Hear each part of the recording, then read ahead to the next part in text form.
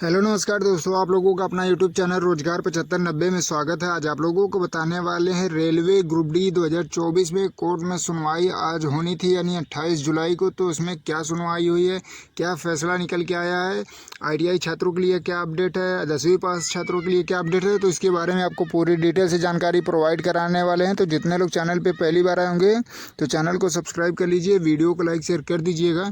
आपको पूरी डिटेल से जानकारी प्रोवाइड कराने वाले हैं। जो भी अपडेट आई है पूरी एग्जैक्ट जानकारी आपको देंगे, क्योंकि देखिए जैसे ही सुनवाई के बाद जैसे ही वकील साहब कोर्ट से बाहर आए और जो आपके कोर्ट केस करने में सबसे बड़ा योगदान है एआईटीओ यानी आपको तकनीकी जो ऑल इंडिया तकनीकी संगठन है उसके माध्यम से, तो एआईटीओ के जो अध्यक्ष हैं गौरव जयराम और वकील साहब ने जो बातें बताई हैं कि अपडेट क्या हुआ है कोर्ट में, तो उसके भी बारे में डिटेल से बताते हैं। तो सबसे पहले आपको बता दें, देखिए वकील साहब का कहना है कि जो आज की सुनवाई थी ये होनी थी 26 जुलाई को, और 26 जुलाई को महीने का चौथा शनिवार होने की वजह से उसको टाल दिया गया, कोर्ट बंद थी, तो इस वजह से आज सुनवाई हुई है। और आज सुनवाई में देखिए उन्होंने कहा है कि जो भी हमारे पास ऑफिशियल नोटिस थी रेलवे की, जो नोटिस जारी किया था कि ग्रुप डी में आईटीआई लागू होना चाहिए और जिनको रेलवे में नौकरी लेनी है तो आईटीआई कर ले कम से कम, तो ये सभी नोटिस और सभी प्रूफ पुख्ता उन्होंने वहाँ रख दिया। और उन्होंने कहा है कि देखिए रेलवे की तरफ से भी जो बहुत सी सारे मुद्दे रखे गए हैं कि ये पर्सनल मामला है और 10वीं पास वालों को भी मौका देना चाहिए, क्योंकि देखिए रेलवे में एक ही पोस्ट है जो 10वीं पास पे एलिजिबल है, बाकी में सभी में आईटीआई, पॉलिटेक्निक, बीटेक या ग्रेजुएशन लागू है। तो कम से कम जो 10वीं पास हैं उनको कम से कम ग्रुप डी में तो मौका मिलना चाहिए। तो एआईटीओ की तरफ से जो वकील साहब हैं उन्होंने भी कहा है कि देखिए आईटीआई वाले छात्र आपका जो नॉन टेक्निकल पोस्ट है उस पर दावा नहीं कर रहे हैं। इन्होंने कहा है कि जो टेक्निकल पोस्ट है उसी पे आईटीआई वालों को रखने की डिमांड है, उन्हीं पे उनको सीट रिजर्व करने की डिमांड है कि केवल और केवल टेक्निकल पोस्ट पे, जो नॉन टेक्निकल है आप उस पर 10वीं कर लीजिए, कोई दिक्कत नहीं है। और दूसरी चीज़ें उन्होंने बताया है कि देखिए आईटीआई और नॉन आईटीआई को लेके जो भी मुद्दा है और वैकेंसी भी बढ़ जाती है तो उसमें और भी ज़्यादा बेनिफिट होगा दोनों स्टूडेंट को।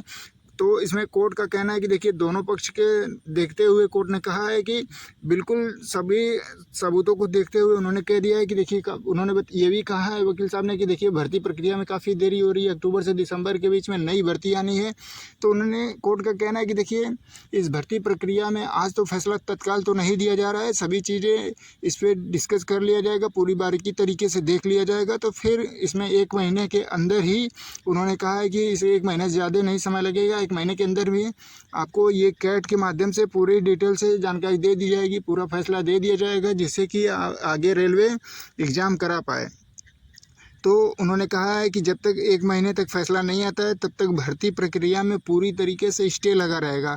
तो जो लोग कह रहे थे कि भर्ती प्रक्रिया में स्टे नहीं लगा है, भर्ती पे कोई स्टे नहीं लगा है, केवल और केवल नॉर्मल एक मतलब केस की गई है, इसमें दावा किया जा रहा है आईटीआई की तरफ से, तो ऐसा कुछ नहीं है। भर्ती पे पूरी तरीके से स्टे लगा हुआ है, उन्होंने ये क्लियर कर दिया है। और उन्होंने कहा है 1 महीने तक जब तक फैसला नहीं आता तब तक पूरा स्टे लगा है, और जैसे ही कोशिश हो रही है कि 1 महीने से कम में ही इसको फैसला देके इसका एग्ज़ाम जल्द से जल्द करा लिया जाए।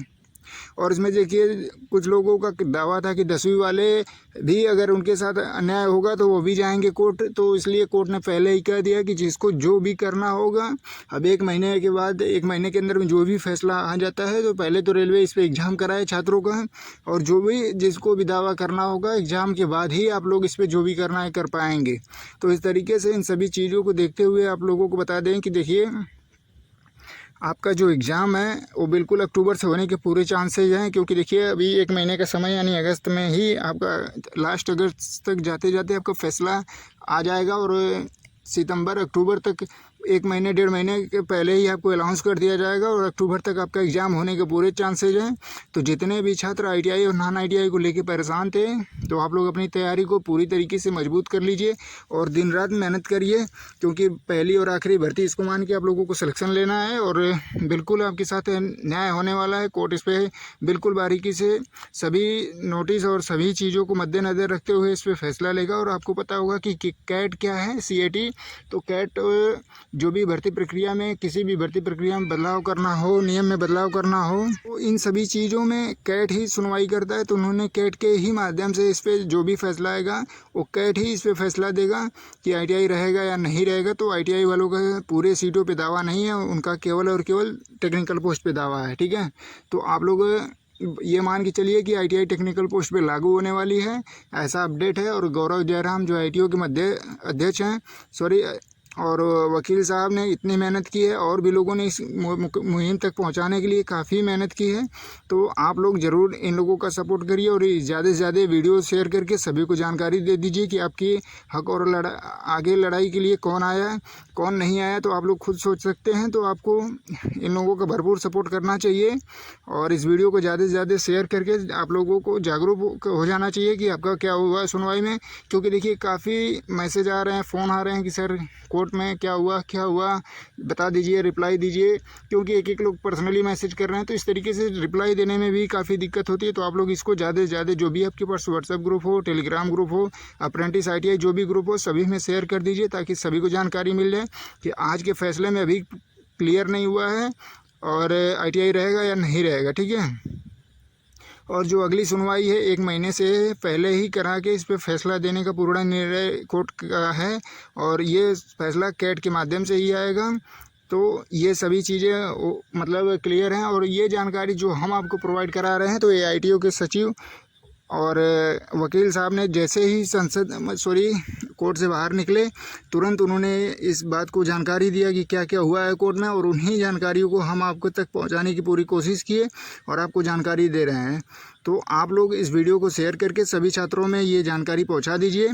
और आपको जो भी इस तरीके से कोई दिक्कत हो, जैसे काफ़ी अप्रेंटिस छात्र का कहना है कि सर हमारे लिए भी कोर्ट केस होना चाहिए, क्योंकि अप्रेंटिस का भी हक है और अधिकार है कि 20% की जगह पहले GM पावर था, तो पूरे अप्रेंटिस करने वाले छात्रों का मान लीजिए 100% ये होता था कि जो अप्रेंटिस कर लेगा 100% क्लियर है कि उसको नौकरी मिल जाएगी। और अब क्या है कि 50% नहीं किया गया, डायरेक्ट 20% कर दिया गया है। और हर साल वैकेंसी 12-13 हज़ार 20 हज़ार आ रही हैं अप्रेंटिसों की, और उसमें से 5 साल बाद वैकेंसी आ रही है रेलवे की, तो उसमें 6,000 7,000 सीटें मिल रही हैं। और अप्रेंटिसों की संख्या इतनी ज़्यादा हो गई है, उसमें 20% के हिसाब से सिलेक्शन लेना काफ़ी मुश्किल है। तो इसके लिए भी कोर्ट केस करना होगा, या तो रेलवे अप्रेंटिस बंद करा दे, या तो इन लोगों का कहीं ना कहीं समायोजन करे। क्योंकि 1.5 लाख से ज़्यादा पद खाली हैं, तो उसमें अगर रेलवे अप्रेंटिसों का जो अप्रेंटिस की उसमें से 50% लोगों का भी समायोजन कर देती, तो उसमें और बाकी लोगों को 20% से ही करती तो भी कोई दिक्कत नहीं है। लेकिन जितने लोग अप्रेंटिस कंप्लीट कर चुके हैं, तो कम से कम उनको कहीं ना कहीं समायोजन किया जाए।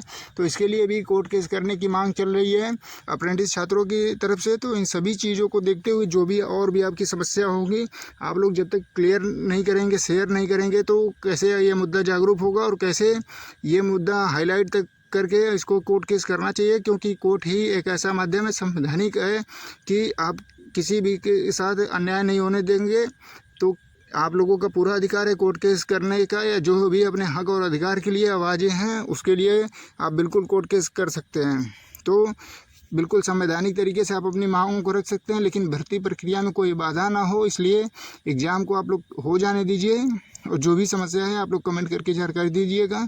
और जो लोग चैनल पे पहली बार आए होंगे तो चैनल को सब्सक्राइब कर लीजिएगा, वीडियो को लाइक शेयर कर दीजिएगा। धन्यवाद।